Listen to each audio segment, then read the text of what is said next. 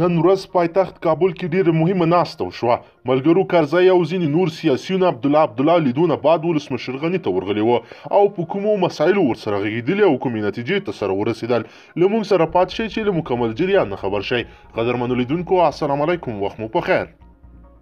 یو شمېر افغان سیاستوال او بهرني استازو د ولسمشریزو ټاکنو وروستیو پایلو پر سر د راولاړ شوي سیاسي جنجال د حل لپاره نوې هڅې پیل کړې دي. په دې لړ کې نن دوشنبې د افغان سولې په چارو کې د امریکا د بهرنیو چارو وزارت ځانګړی استازی زلمی خلیلزاد پخوانی افغان ولسمشر حامد کرزی او جهادي مشر عبدالرب رسول سیاف له ولسمشر محمد اشرف غني او اجرایه رئیس عبدالله سره جلا لیدنې وکړې. له دې هڅو سره سم د ثبات او همپالنې ټاکنډلې د نوي ولسمشر په توګه د عبدالله د لوړې مراسمو چمتووالي ته کمیسیون جوړ کړی دی. د کمیسیون په وینا د لوړې مراسم به راتلونکي پنجشنبې ولسمشرۍ ماڼۍ ته څیرمه په سپیدار ماڼۍ کې وشي.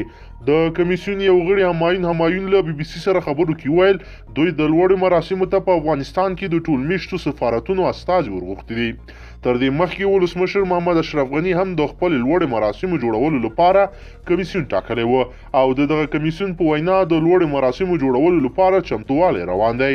بلخوا له ارګ په خپره شوي خبرپاڼه کې لیکلي او ولسمشر محمد اشرف غني نن له غرمې مخکې د استاد عبدالرب رسول سیاف او د هیواد مخکینی ولسمشر حامد کرزي سره وکتل چې د روان وضعیت او سولې پروسې په اړه یې خبرې اترې کړې دي. همدار راز د افغان سولې لپاره د امریکا ځانګړی استازی زلمی خلیلزاد له څو ورځو راهیسې له افغان سیاسي مشرانو سره د ولسمشریزو ټاکنو پر سر راولاړو شویو ستونزو حل په موخه لیدنې کتنې پیل کړې دي. د یوې باوري سرچینې په خبره نن زلمی خلیلزاد له عبدالله سره کتلې دي او د ټاکنو په اړه راپورته شوي جنجالونو پر هواري خبرې کړې دي. د سرچینې په وینا ښاغلي خلیلزاد له عبدالله او محمد اشرف غني غوښتي چې د لوړې کولو مراسمو چې دواړو ورته د روانې اونۍ د پنجشنبې ورځ ټاکلې ده د راولاړ شوي جنجالونو تر هواري وځنډوي. په ورته وخت کې په افغانستان کې د ناټو استازي نیکولاس کې پر خپل ټویټر پاڼه کې په افغانستان کې د مشرانو پر خپل منځي جوړجاړی ټینګار کړی او له ټولو خوا یې غوښتي چې سولې او ملي یووالي ته لومړیتوب ورکړي.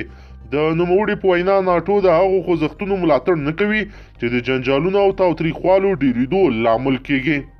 قدرمنو لیدونکو که چیرې غواړئ چې ورته تازه او مهمو پیښو څخه ځان ډېر ژر او په لنډو کې خبر کړئ زموږ چینل سره سبسکرایب کړئ، ویډیو سره حتما لایک کړئ. تر بلې ویډیو مو په لوی رب سپارم.